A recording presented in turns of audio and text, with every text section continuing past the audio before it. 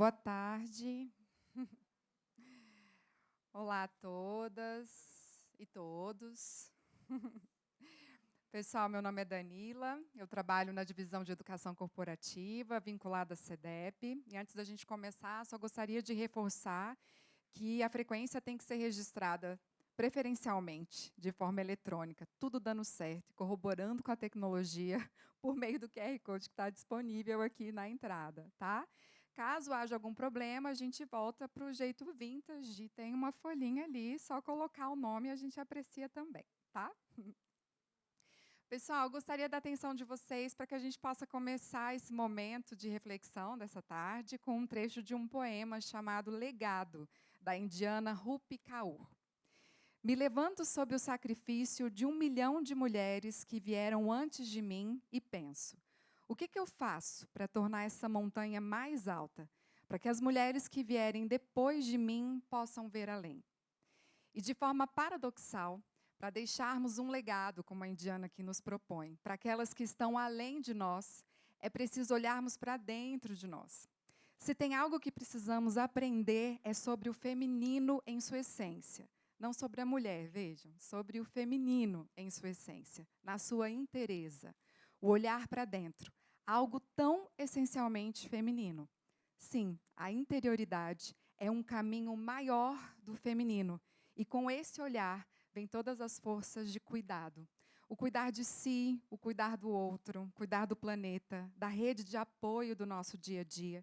E é dentro desse cuidado, muitas vezes silencioso e diário, que se fazem os grandes. A palestra de hoje, Liderança, Substantivo Feminino, não pretende, com esse nome, de forma alguma, excluir para se sobrepor. Como lembra a médica, psicoterapeuta e escritora Ana Esther Nogueira, homens e mulheres já fizeram um caminho da dependência para a independência. Chegou o tempo, então, da interdependência. Todos precisam de todos para continuar e também para desfrutar de uma existência mais digna, mais plena, mais livre. Não é sobre ouvirmos uma única voz, a voz mais alta, em um único tom. É sobre harmonizarmos os naipes para que as melhores melodias sejam compostas. Bom, e é nesse embalo que nós trazemos hoje a reflexão sobre a importância da diversidade no âmbito institucional, fazendo um recorte aqui especificamente quanto aos cargos de liderança. O evento de hoje, ele tem como objetivo disseminar o conhecimento e a compreensão acerca da importância e dos efeitos trazidos pela igualdade de gênero no âmbito institucional, fomentar a equidade de gênero em si e o fortalecer as mulheres ocupantes de cargos de chefia no exercício das suas lideranças. Esses objetivos estão alinhados a orientações previstas no normativo do CNJ, muito embora não tenha sido o motivo inicial, no sentido de estimular a equidade de gênero na liderança da nossa instituição. E, além disso, contribuir com a promoção de reflexões acerca dos desafios enfrentados por cada uma de nós nas nossas trajetórias profissionais. Quem vai nos conduzir nessa tarde é a palestrante Cláudia Lopes da Costa de Góes Nogueira, servidora do Senado Federal. A Cláudia atua como mentora de liderança para servidoras públicas desde 2020.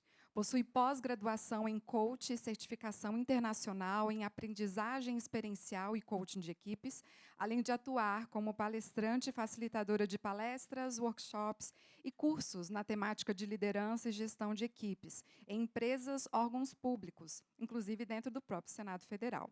Cláudia, eu te convido aqui e desejo a você e a todos nós, a todas nós, um ótimo evento.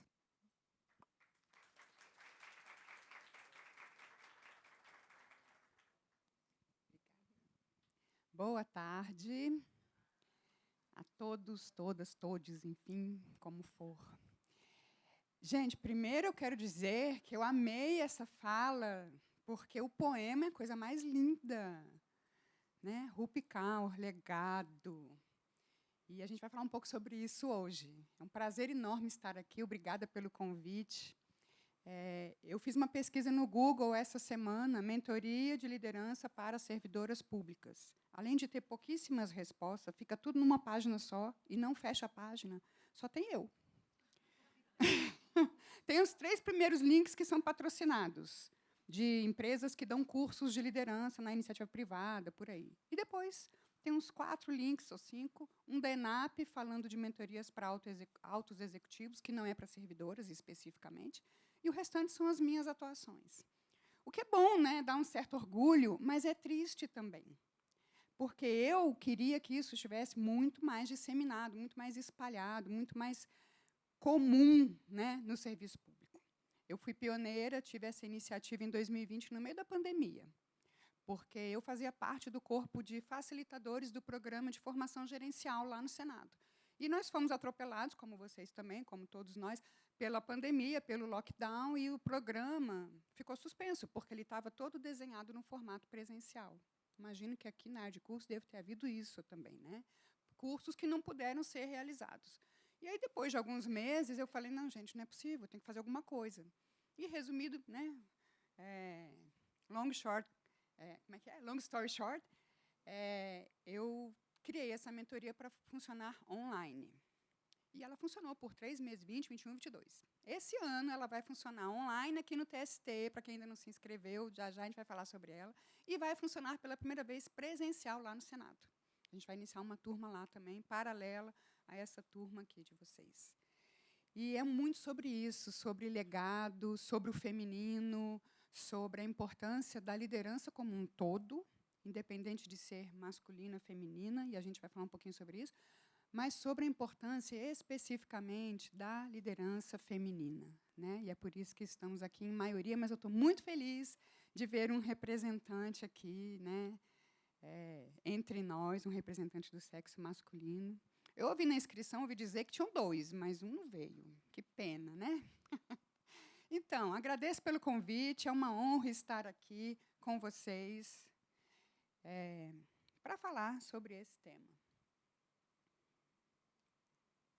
A minha missão, como eu estava falando para vocês, eu sou treinadora de líderes, na verdade, desde 2014, e eu quero fazer o quê? Contribuir para que mais e mais mulheres se sintam fortalecidas e seguras no exercício da liderança, né, para serem protagonistas da sua própria vida. Liderança no trabalho, liderança na vida, porque acredito que nós somos um só. Essa concepção antiga, né, não existe mais, de que eu sou uma no trabalho e sou outra do lado de fora, vida pessoal separada da vida profissional.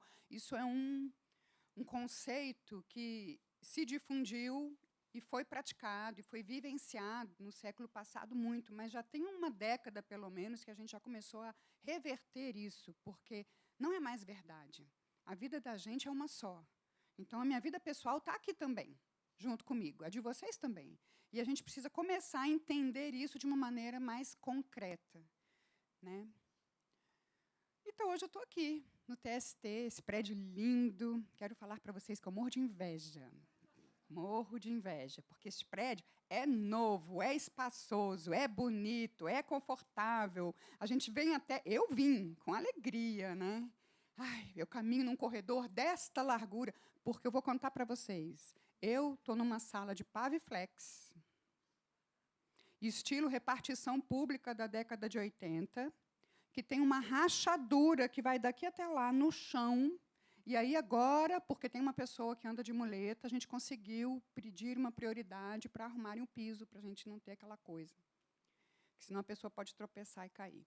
Então, assim, nós estamos em condições de estrutura física muito ruins. Então, isso é uma bênção, né? Nível de hierarquia de necessidades de Maslow, essa de vocês está atendida, né? Vamos ver as outras. Então, eu estou aqui hoje no TST, que é um dos 4 tribunais superiores, né, do nosso país.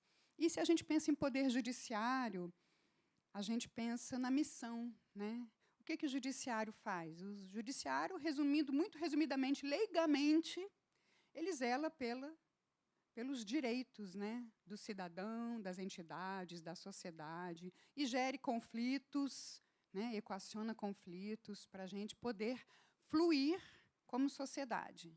Então, em última instância, o Poder Judiciário contribui para um mundo melhor, um mundo em que o direito se cumpre, um mundo em que a justiça se faz, né? Esse é um mundo melhor. Bom, a liderança é uma forma da gente atuar no mundo para mudar o mundo. E quando a gente fala em mudar o mundo, em criar um novo futuro, obviamente a gente está querendo falar de um futuro melhor, né? Então, se eu trabalho com liderança para que a gente possa criar este futuro melhor, se a missão de vocês, são agentes do Poder Judiciário, é contribuir para um mundo melhor, então a gente está na mesma página. O que já é muito legal, né? A gente está mirando o mesmo futuro, que é um TST melhor, que resulta numa administração pública melhor, que resulta num país melhor, numa sociedade para todos nós melhor. E aí eu quero começar a contar a história, né? Eu fui lá numa publicação de vocês que fala das composições do TST desde o início. E quando começou o TST era assim. Primeiro tinha muito menos ministros, né? E só tinha ministros homens. E essa é uma história muito comum em todas as instituições. No Senado também foi assim. No Senado, quando começou, só tinha homens. Na verdade, eu acho que praticamente todas as empresas no mundo começaram, as instituições de trabalho, né, começaram masculinas. Se a gente for lá, né, na Grécia, lá nos primórdios, existiam duas esferas do mundo, a esfera pública e a esfera privada. A esfera privada era das mulheres. Vai cuidar, vai zelar, vai maternar, vai cozinhar, vai limpar, vai fazer essa coisa que não era nem valorizada, né? Era uma coisa de só menos importância, delegada às pessoas que não eram nem consideradas cidadãs. Nós não éramos, né? Não tínhamos valor. A esfera pública, por outro lado, era destinada àqueles que eram cidadãos, que tinham valor, que eram os homens. E os homens constituíram as instituições. Eles arquitetaram tudo isso por eles, para eles. E assim foi durante séculos, né? Milênios, na verdade.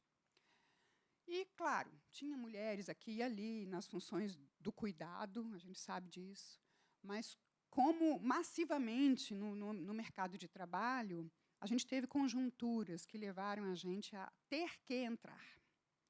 Então, com a guerra, deixou muitas mulheres viúvas, e vários fatores que fizeram com que as mulheres precisassem ir para o mercado de trabalho para botar pão na mesa, alimentar as crianças e continuar fluindo, né? Então, a sociedade precisava que as mulheres trabalhassem até para a economia girar. E aí nós fomos aceitas no mundo deles. Essa é a verdade. Nós fomos aceitas no mundo deles. E muitas fomos pioneiras, né? Assim, aquelas corajosas que se aventuraram num território, entre aspas, do inimigo. Porque, na verdade, a gente invadiu a praia, né? Nós chegamos lá e invadimos essa praia. O que a gente faz com invasores? A gente tenta eliminar, tenta expulsar, a gente rejeita, a gente afasta, né? E foi isso mesmo que nós, mulheres, sofremos, especialmente na liderança. Nós fomos muito criticadas, muito vistas, muito julgadas, muito observadas, criticadas, enfim. E aí a gente chega numa época da história, essa é a composição, não dá para ler muito bem, né? Mas essa é a composição logo após a Constituição, em que vocês tiveram a primeira ministra, que tem um nome bem Quineia, parece, né? Quineia, um nome bem diferente. Essa foi uma era que foi acontecendo em todas as instituições. Então, a gente saiu da era do eles para a era do elas. Começou a ter um foco. As mulheres estão ocupando lugar, as mulheres agora estão conquistando, as mulheres estão acontecendo. E a gente entrou num terreno, eu estou contando isso de uma forma assim, né, estereotipada. A gente começou numa competição. A gente precisa de espaço, a gente precisa de espaço, a gente está invadindo a praia, vou botar as estaquinhas aqui para garantir meu lugar, e eu estou aqui, vamos nos unir, vamos brigar, porque eles estão contra nós vamos ser contra eles. E isso durou um tempo. Graças a Deus, pouco tempo. Porque a gente começou a entrar, e a gente começou a composição atual. Hoje são 7, não é isso? 7 ministras. Num universo de 20... Era para ser 27, mas são 26 atualmente, né? Não sei o que aconteceu. Depois vocês me contam.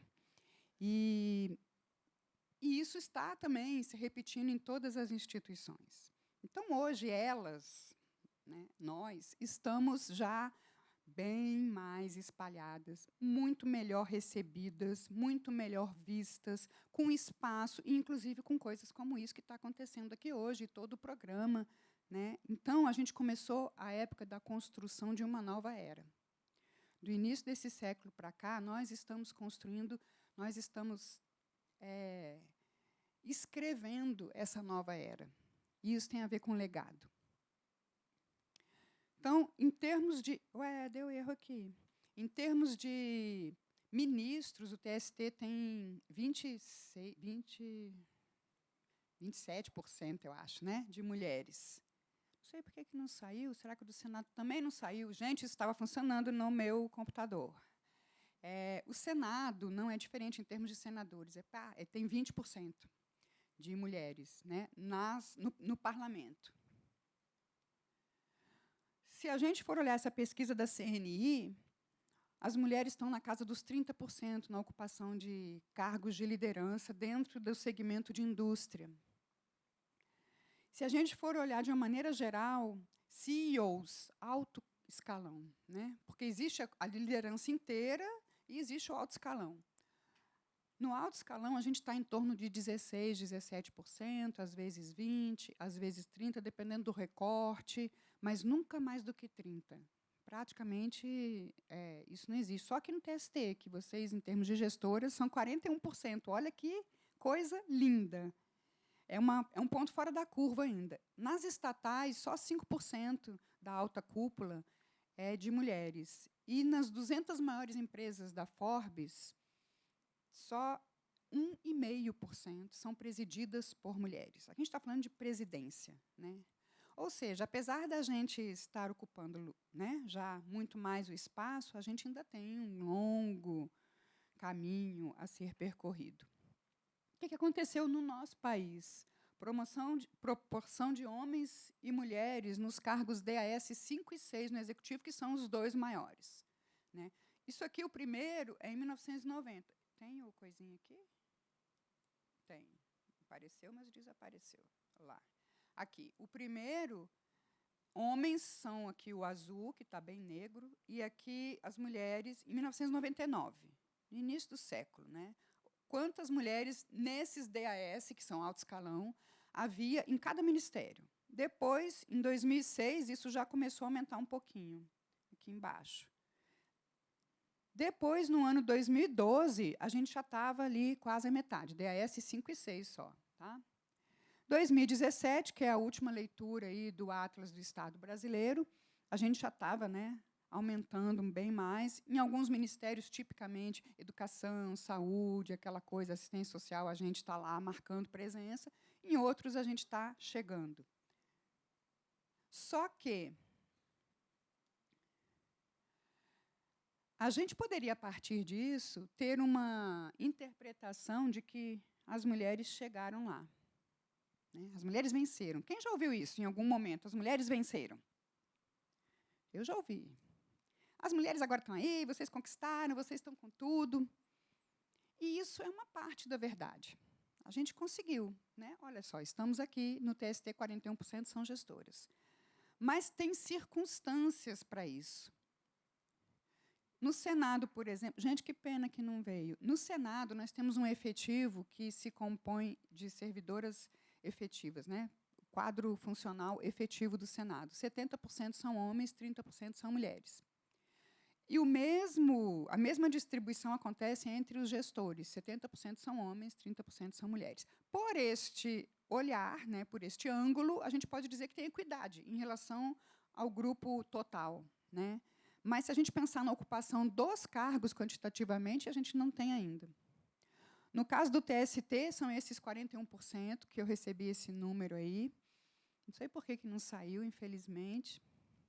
E aqui, pensando em executivo. Né? No executivo, a gente tem essa configuração de 1999 a 2017. Eles fizeram uma atualização até 2019, mas eu não consegui pegar o gráfico disso. Mas não muda muito, não.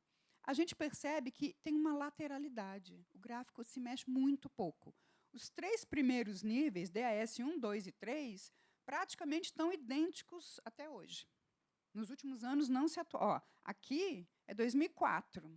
Daqui para lá, em 2004, o quantitativo, o percentual de mulheres ocupando DAS 1, 2 e 3 ali, está sempre o mesmo. A gente entra porque é concurso, a gente não tem barreira de entrada muito grande para a gente. Né?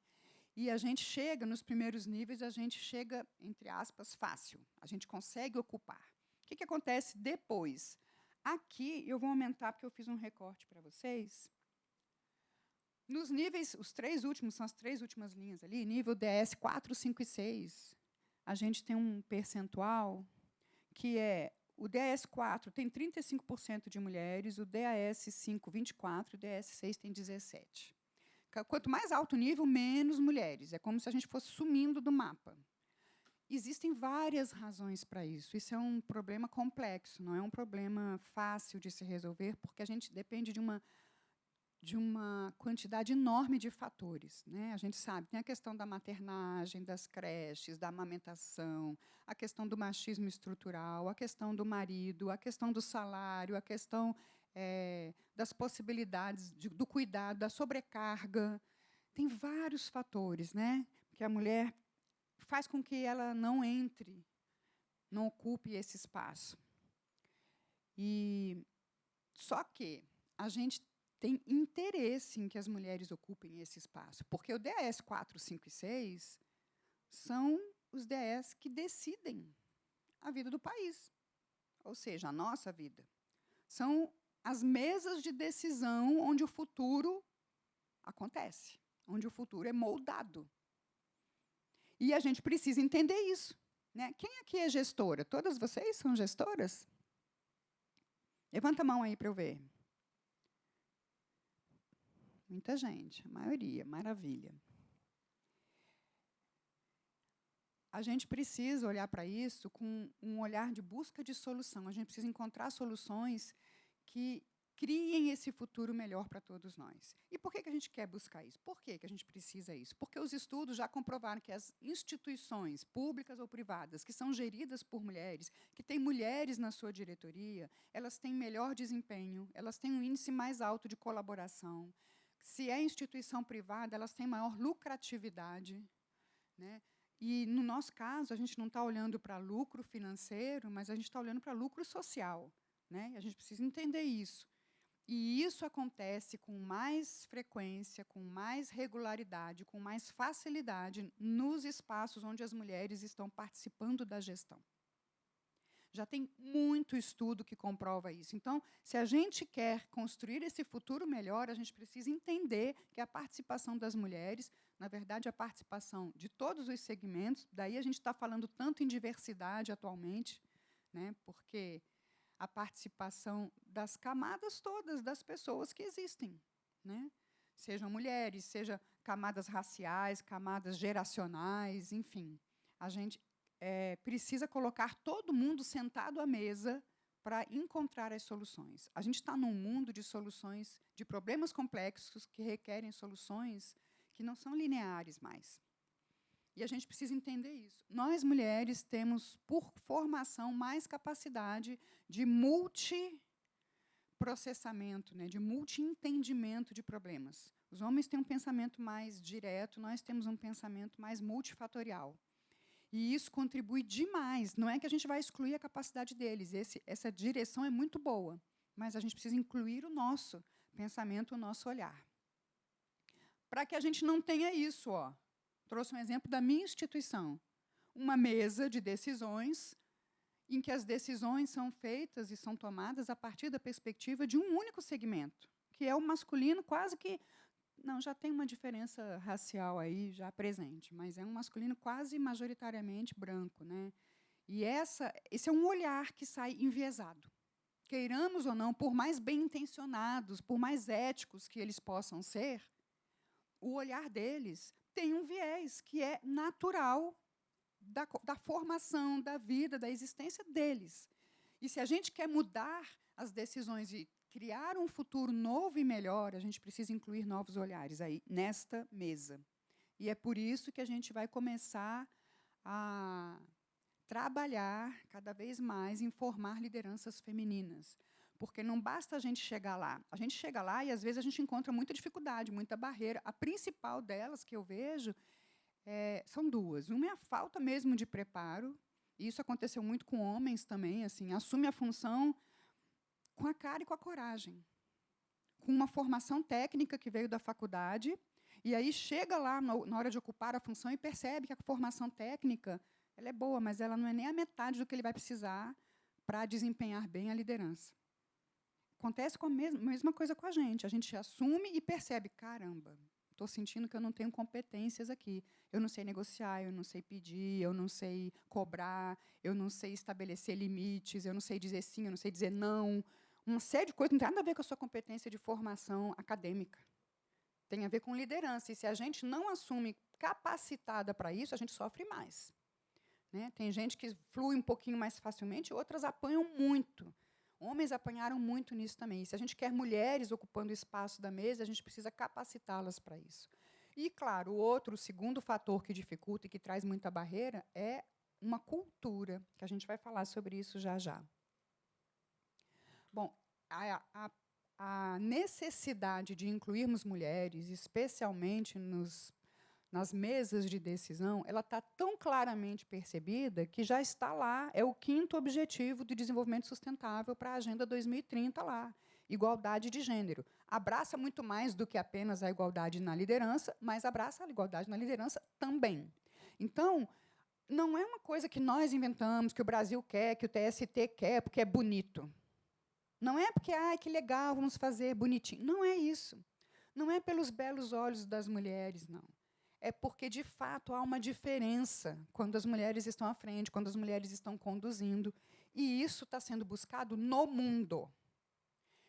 E essa agenda foi estabelecida em 2015, né? 193 países estavam lá, assinaram, e a gente já está na metade desse prazo, praticamente, 7 anos aí já se passaram, um pouco mais, e a gente ainda vê que o caminho está longo, está distante. E, segundo algumas perspectivas, tem estudos que falam que, aqui no Brasil, a gente vai levar 136 anos para alcançar a igualdade. Gente, 136 anos é muito tempo. A gente precisa acelerar isso, a gente precisa encontrar formas de criar atalhos para essa solução, né? Para esse futuro novo que a gente quer que emerja, que a gente quer que exista, que aconteça e que seja real. Para isso, a gente precisa fazer uma série de coisas. E a gente precisa sair da postura do eles e elas, nós contra eles, uns para lá, outros para cá. E a gente precisa parar de dividir e começar a somar. Começar a fazer essa construção coletiva do nós. Porque somos nós que vamos fazer isso acontecer e somos nós que seremos beneficiadas também. Então, precisamos parar com esse negócio. Porque eles isso, eles aquilo, nós isso, nós aquilo. Não faz sentido. Ou elas isso, elas aquilo. Isso é só perda de tempo e de energia. Não gera o futuro que a gente deseja.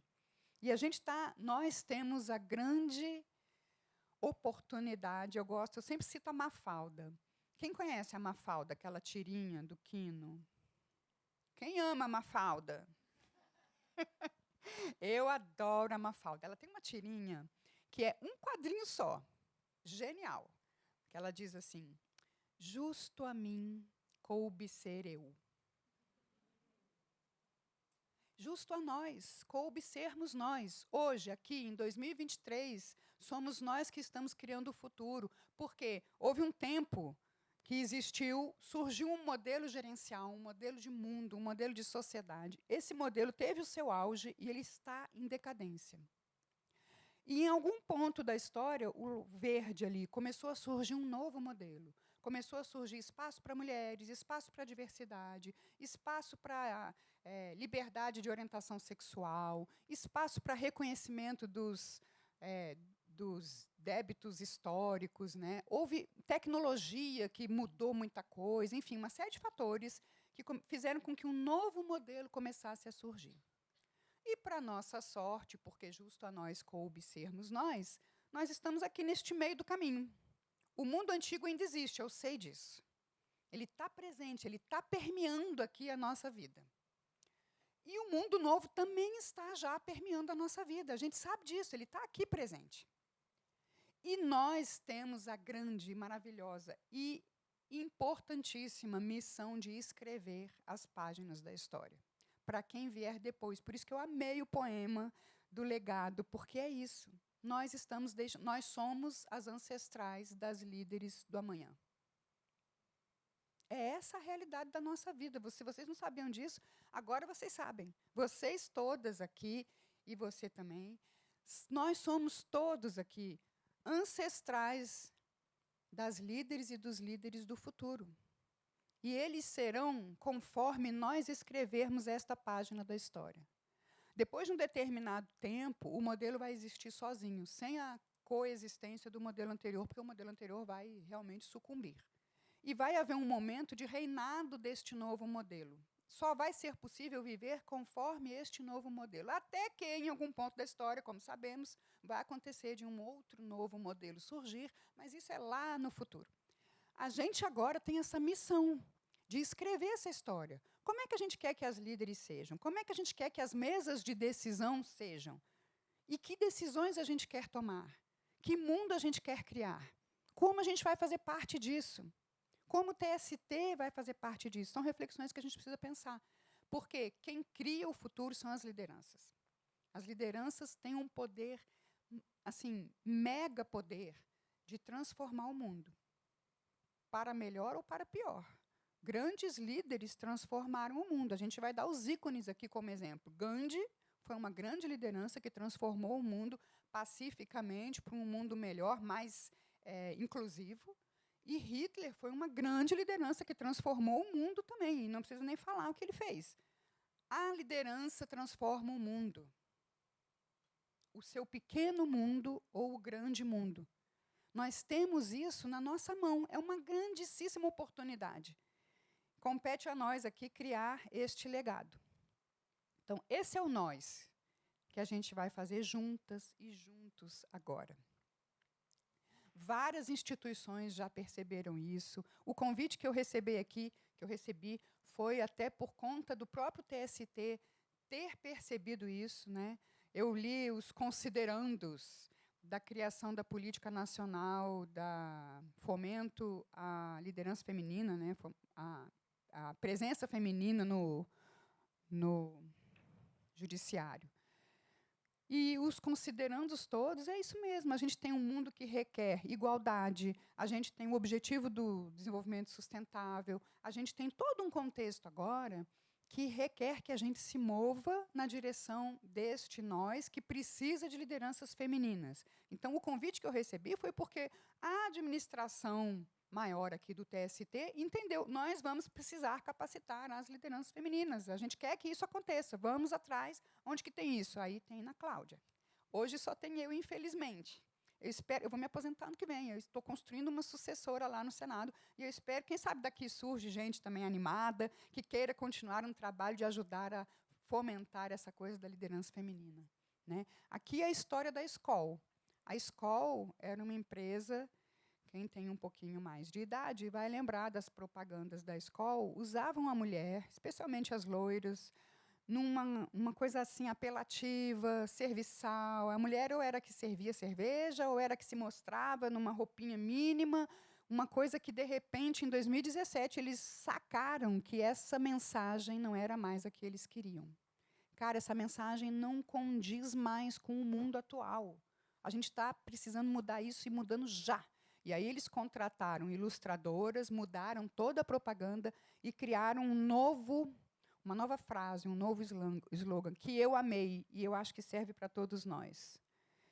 Que diz assim, ficou claro, né? Redondo, a escola desce redondo, né? Redondo é deixar para trás o que não te representa mais.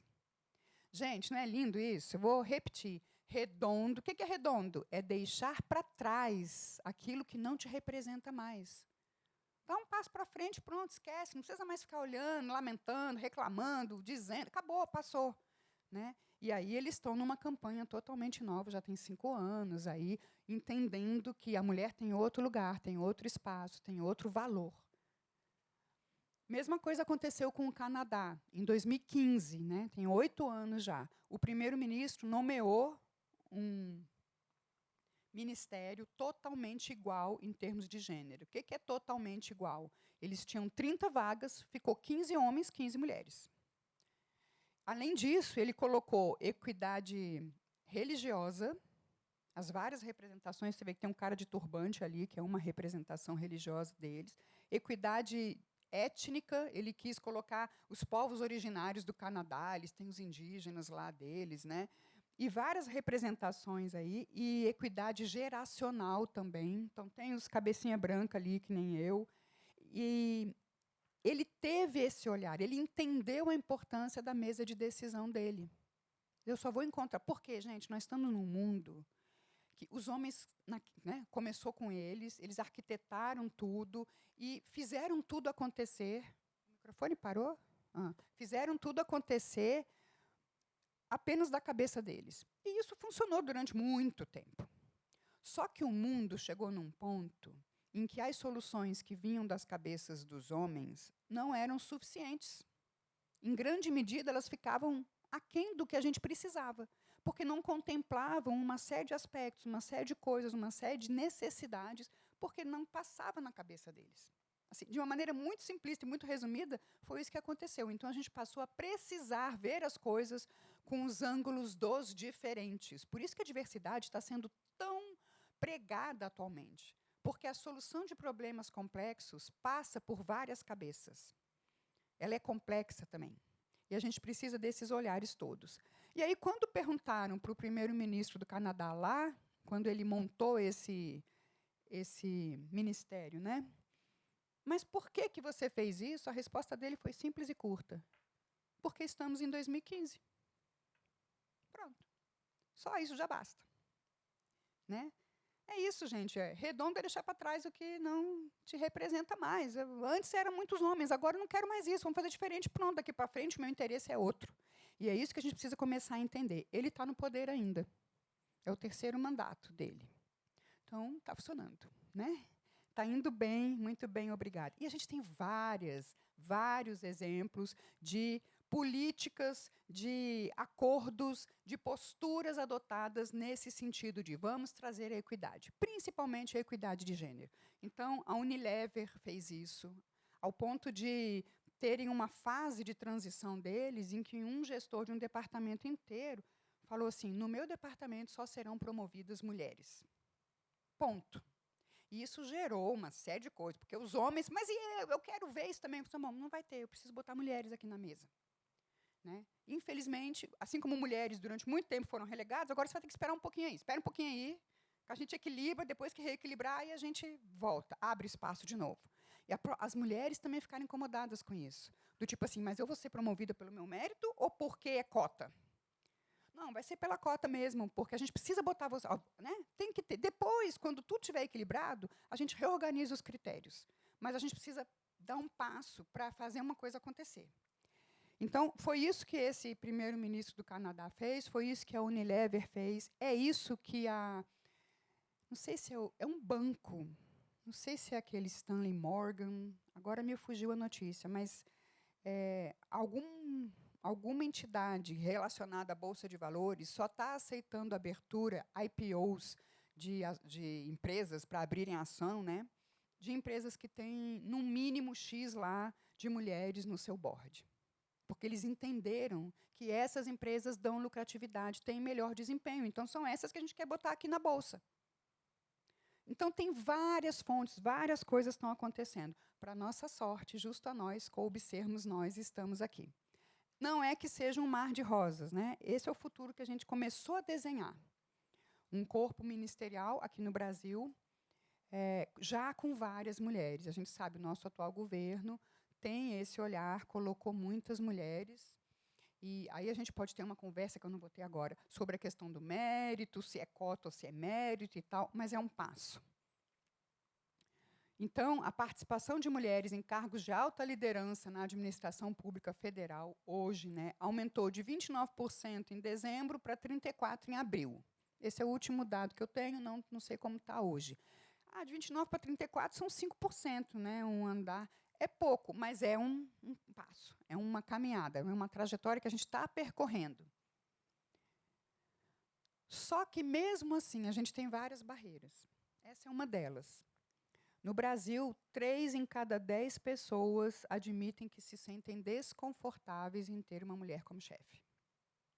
Inclusive mulheres. Pasmem. Porque isso é cultura.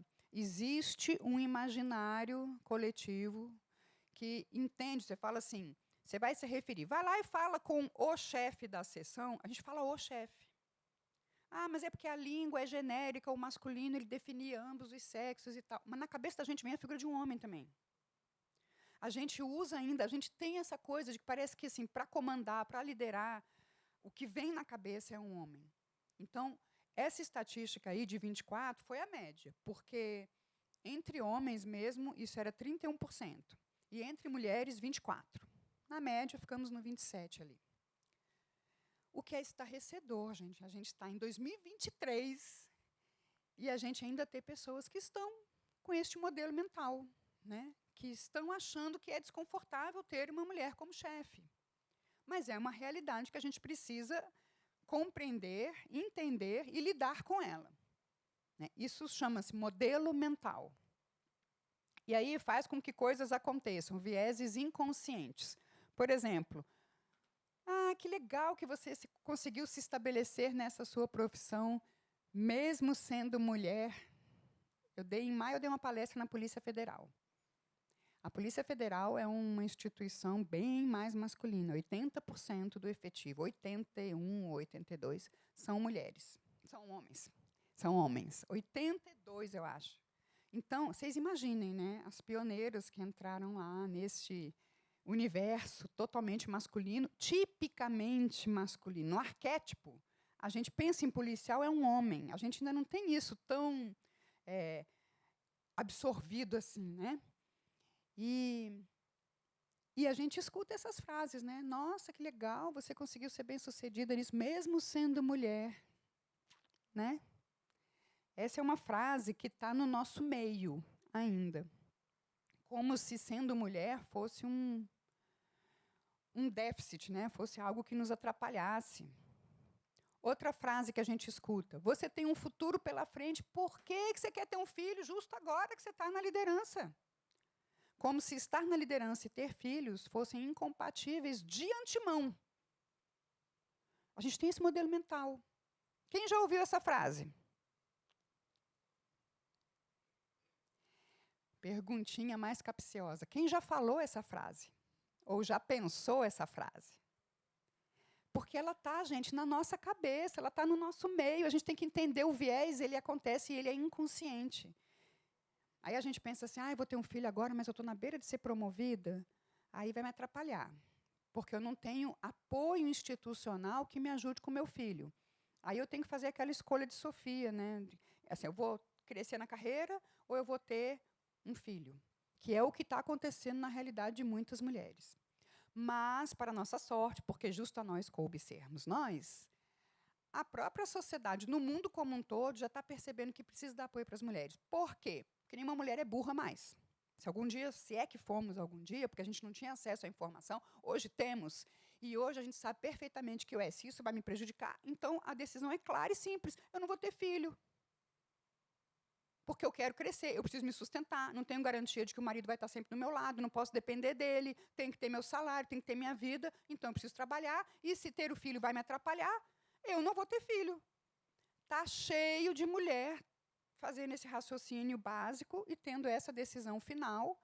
A gente está vendo aí a taxa de natalidade decrescendo, né? Decrescendo absurdamente. O que acontece com instituições com países, com sociedades em que as mulheres têm menos filhos? A economia decresce. Matematicamente, isso é a conta rápida. Então, rapidamente começou-se a perceber, nós precisamos que mulheres estejam tendo filhos, queiram ter filhos. E se elas precisam de apoio, vamos criar esse apoio.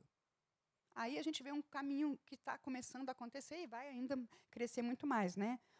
Por exemplo, no Senado, a gente tem sala de aleitamento, a gente tem a licença maternidade, agora está se discutindo a licença paternidade, a gente tem a questão do auxílio creche, a gente tem uma série de instituições, e precisamos de mais, para poder dar às mulheres um apoio para que isso não seja barreira para elas assumirem a liderança, porque a gente quer que elas estejam lá na mesa de decisão.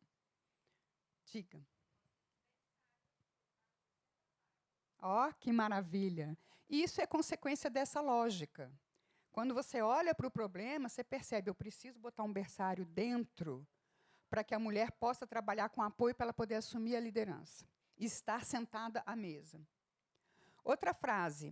Ah, ela conseguiu resolver aquele problema. Viu como ela foi muito macho? Essa vocês já ouviram em algum momento, ou já falaram, porque era um conceito, né?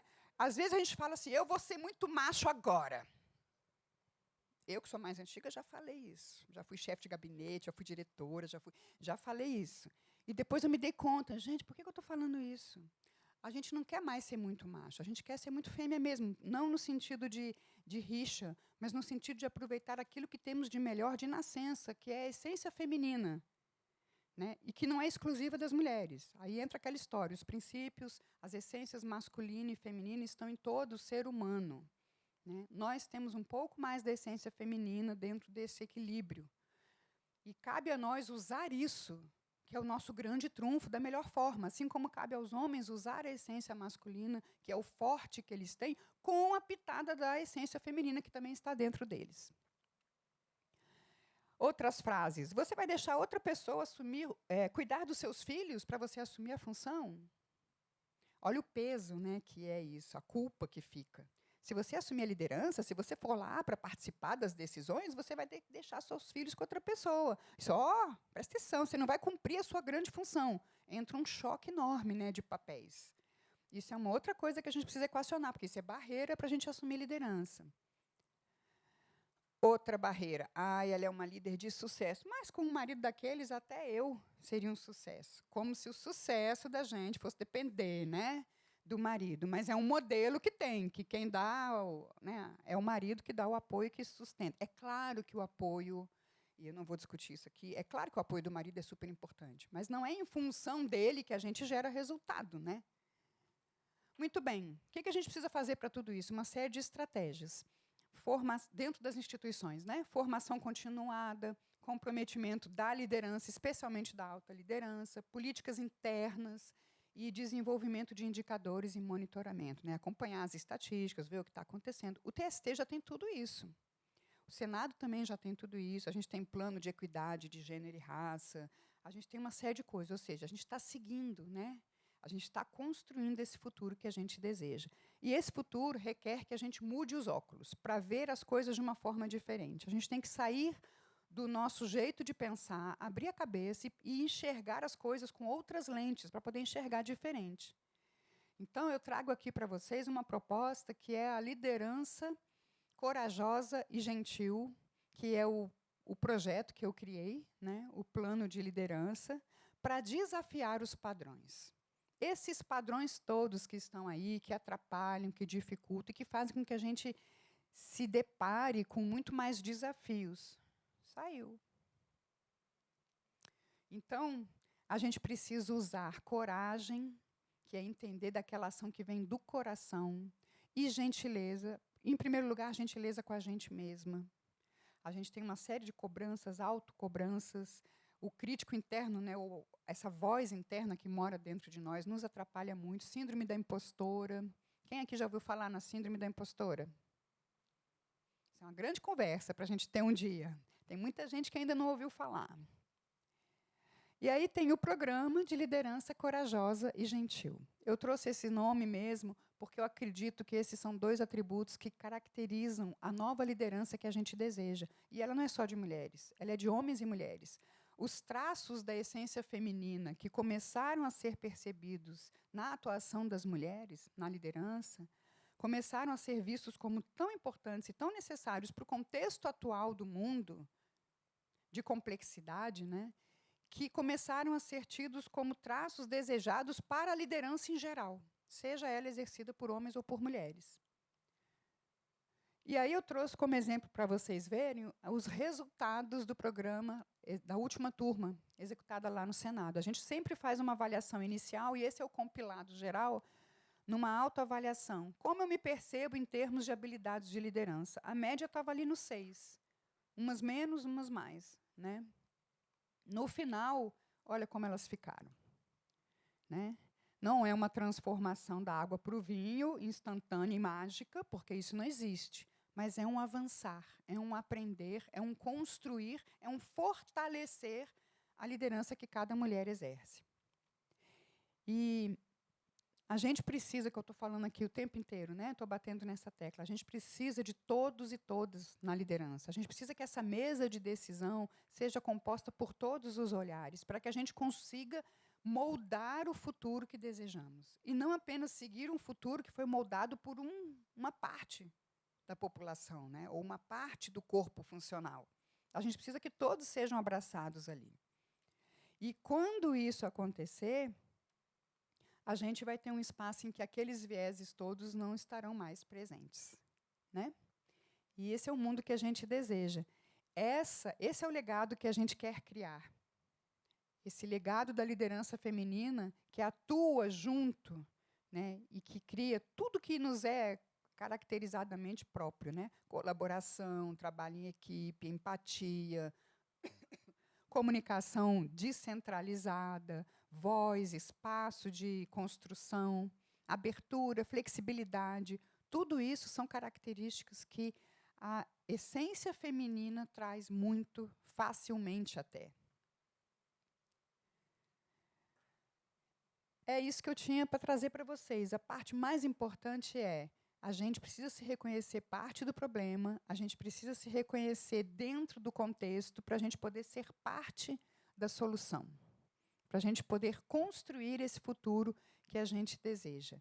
E depende só de cada uma e de cada um de nós.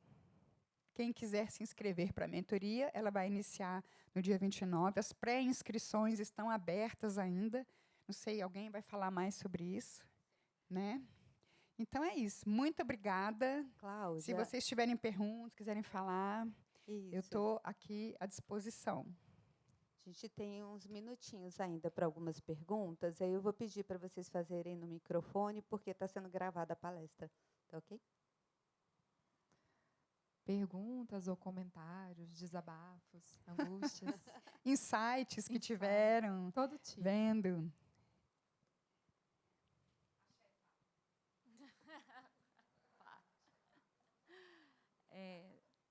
Cláudia, são muitas reflexões, né, que você traz para a gente. Eu acho que eu teria várias perguntas para te fazer, mas eu acho que eu vou trazer uma que tem me angustiado mais ultimamente, porque eu nem vislumbro um caminho, uma resposta do que é certo, o que é errado. Enfim, a gente, como você falou, vem a culpa, a gente abre mão de muitas coisas para estar onde está. E eu tenho uma pessoa que me auxilia em casa e que viabiliza que tudo aconteça aqui. Mas com ela eu também tenho culpa. Porque para que eu realize o que eu quero ser, será que ela conseguiu alcançar, a minha ajudante alcançou os sonhos dela? Então, pensando no feminino como um todo, e não em mim pessoalmente, mas em todas as mulheres, né?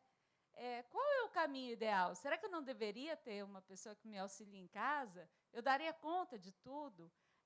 Qual é o caminho do meio? Eu não sei se essas reflexões vêm à mente das pessoas, mas é algo que tem me incomodado muito ultimamente.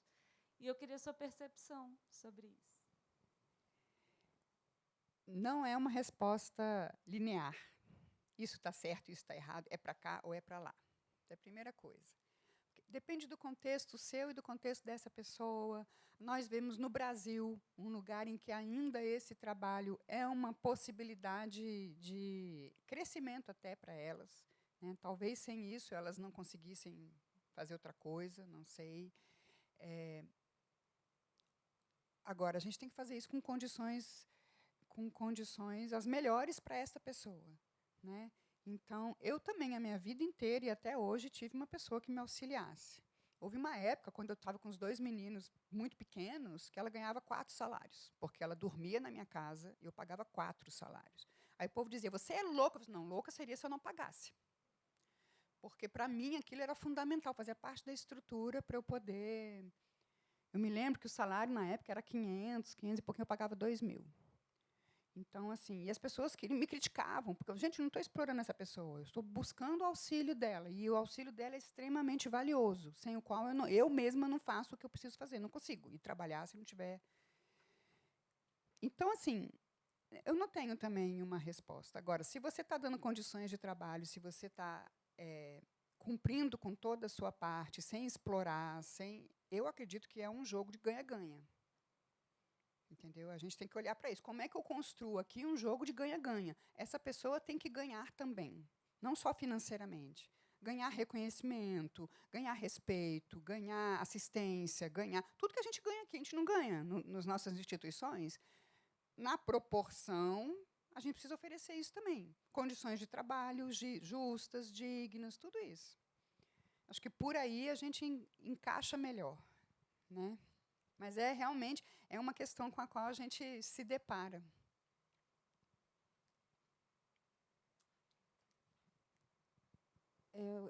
Acho que assim, muitas coisas passam assim pela minha cabeça. Eu não sei nem se vou conseguir me fazer entender, assim, porque são pensamentos meio, sabe, esparsos assim. Uma das coisas que me chamou a atenção foi o fato de que 24% das mulheres naquela pesquisa não gostam de ter mulheres como líderes, né? Ou 30% na média geral. E eu fiquei me perguntando por quê, né? E eu me lembrei que já ouvi algumas vezes coisas como porque mulher é muito mais maluca. E me levou a outra reflexão de que assim, a gente às vezes ser duro, ser exigente é compreendido como maluquice, como loucura, sei lá, ser mal amada. Então, se você arrocha um pouco mais é porque você é mal amada. Eu queria que você comentasse um pouco isso, esses fatores que estão por trás dessa rejeição. Me chama a atenção também que, embora a gente tenha, por exemplo, no TST, 40% mais ou menos de mulheres em cargos de gestão, né, de liderança, de alta gestão. Isso inclui papéis... Quais são os cargos que isso inclui? Coordenador para cima. Tá. Porque isso também passa por assim, os espaços que se está ocupando, né? Quão altas são os processos, quão elevados são os processos decisórios nos quais nós estamos envolvidas, assim, sabe? Enfim, isso só passa pela minha cabeça. E você pontuou das características, né, do feminino que podem contribuir para a construção dessa liderança e da transformação, né? Se você puder explorar assim um pouco mais esse tópico, sabe? Quais são os principais traços, assim, como é que a gente coloca isso em prática no dia a dia para poder gerar isso tudo, sabe? Mais ou menos isso. Obrigada. São 3 palestras. 3 novas palestras. Então, vamos lá. Vamos começar pela primeira, né? Eu trouxe algumas frases, alguns exemplos das barreiras que a gente encontra. Mas, de fato, essa que você trouxe seria mais uma, né? O que acontece? Se você invadir o território inimigo, como eu falei, né, o inimigo vai tentar te tirar do território dele. Como é que a gente tira uma pessoa? Desqualificando a pessoa. É o jeito mais fácil. Né? E, ainda por cima, é um jeito que você faz sem ser percebido, se você souber fazer bem. Né? Então, assim, nós somos muito taxadas, rotuladas. Ela é louca, ela é mal amada, né? Está mal... Não vou falar. Pois é.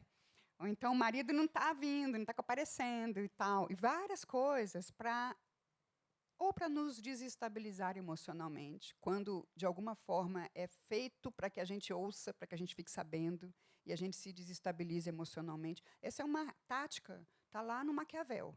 Você vai desestabilizar o inimigo emocionalmente, fazendo ele achar coisa, né? Isso existe ainda. Nós, né, estamos num mundo que o modelo anterior ainda está vigente. Você precisa se fortalecer emocionalmente. Inteligência emocional, que é uma característica, inclusive, muito feminina, mas é uma demanda do mundo atual. A gente precisa desenvolver inteligência emocional para a gente poder lidar, inclusive, com esse tipo de coisa. Entre várias outras, né? A liderança é um espaço de desafios emocionais, principalmente. Na hora que você está com uma pessoa que não está entregando no nível de qualidade que você precisa e você vai ter que sentar com ela para conversar sobre isso, essa é uma conversa difícil. É uma conversa que muitos líderes não têm, quando deveriam ter. E aí eu estou falando de homens e mulheres. E a gente precisa de inteligência emocional para dar conta disso. Assim como precisa de inteligência emocional para dar conta dessas falas, né, que você trouxe. Eu vejo esse como o principal caminho, é desenvolver essa competência de inteligência emocional para dar conta. E as competências de comunicação assertiva e comunicação não violenta para, eventualmente, chamar a pessoa para uma conversa e falar com ela. Falei assim, olha, eu percebi que... Enfim, abrir uma conversa sobre isso. Né? A resposta ficaria muito longa para eu falar aqui. Segundo item. Era o que agora até?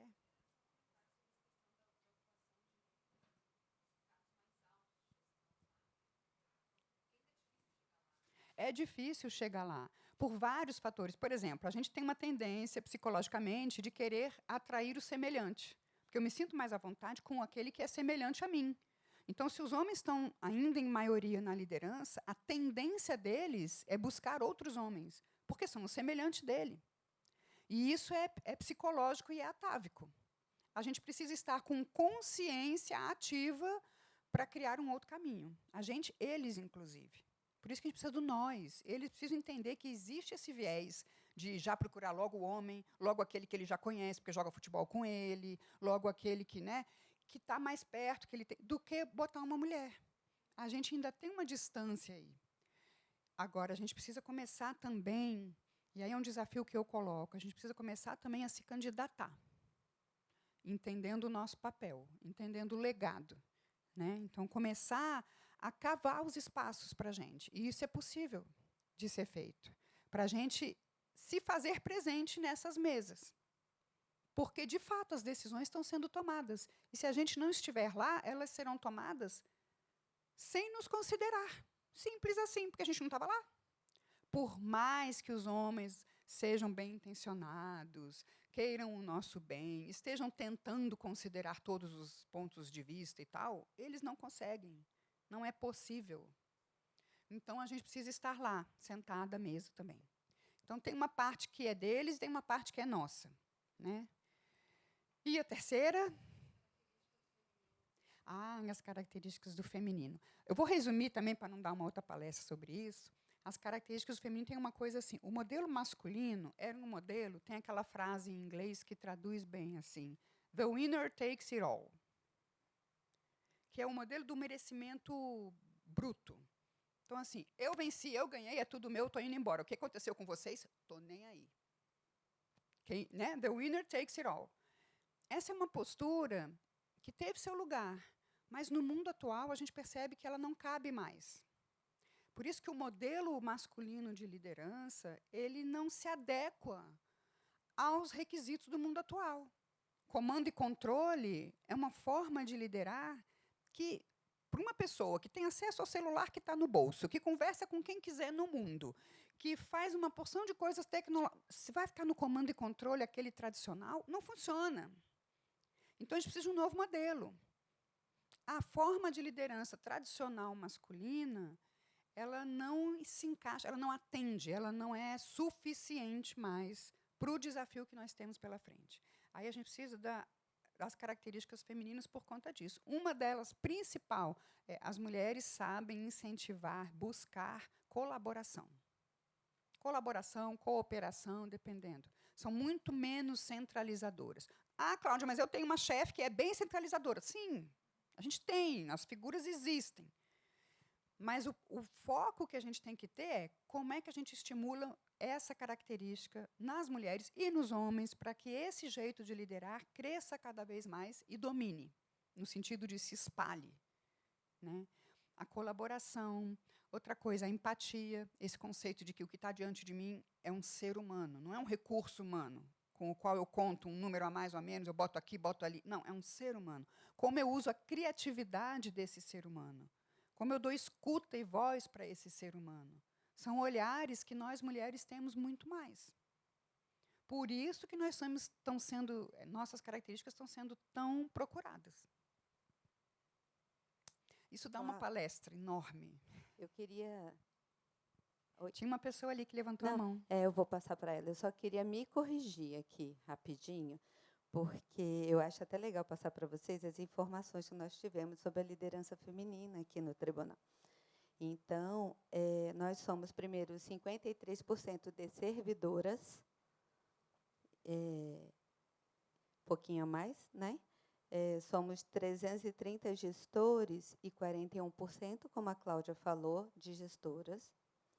E em cargos de responsáveis pela sua unidade, administrativo, né, que eles chamam, nós somos 125, então somos 1/3. Mas uma informação que me deixou surpresa é que chefes de gabinete São 18 mulheres e 9, né, 18 servidoras. Então, isso me chamou a atenção. E fiquei bem feliz também com essa variedade toda. E a idade das servidoras aqui, que ocupam função, não está variado, desde as mais novas, de 20 e poucos anos até 70 anos. Então, é só para corroborar o que a Cláudia está falando. E essa é uma diversidade importante da gente ter, que é a diversidade etária ou geracional.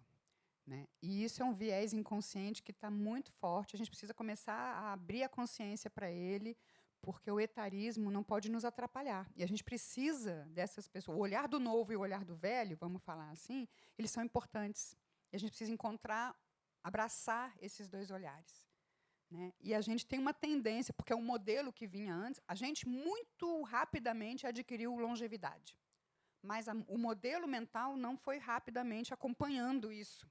Então, a gente ainda olha para uma pessoa de 50... no imaginário da gente, assim, a pessoa tem 56 anos, é uma velha. Entendeu? Não sou uma velha, tenho muito a contribuir. E, ao mesmo tempo, eu não quero rejeitar a minha idade e ficar tentando ser nova a vida inteira. E, pensando em ambiente de trabalho, a gente precisa entender que a maturidade é valor. A gente tem uma tendência a dizer, fulano está velho, não entende nada de tecnologia, não sabe mais como as coisas são. A gente vai meio que excluindo essas pessoas. É uma exclusão que a gente faz inconscientemente, a gente precisa ficar atento, precisa perceber isso. Sim. Como foi dito, nós temos 136 anos para correr atrás, para chegar na equidade. Não, eu tenho esperança que vai ser menos. Mas é isso que eu quero saber. Como mães, como a gente poderia ajudar os nossos filhos, tanto meninos quanto meninas, para poder futuramente isso andar mais rápido? Porque eu acho que muito tem de como nós fomos criadas para chegarmos aqui agora. Para agora a gente está discutindo como ser líder. Por exemplo, eu estou na casa dos 50, estou tendo uma palestra agora. Você pode ser líder. Meu filho ou minha filha já deveriam saber disso bem antes. E se nós estamos preparando adequadamente nossos filhos, o que nós poderíamos fazer assim? Eu não tenho a resposta certa, não é minha área, então eu vou te falar da minha visão. Né? Isso é uma opinião da Cláudia. Não é um estudo, não é nada disso. Eu gosto de inserir nos filhos, sejam filhos homens ou filhas mulheres, eu gosto de inserir o senso de que você tem que participar da construção do futuro que você deseja. Eu acho que é por aí, sabe? Porque isso vai fazer com que ele ou ela entenda a importância de atuar.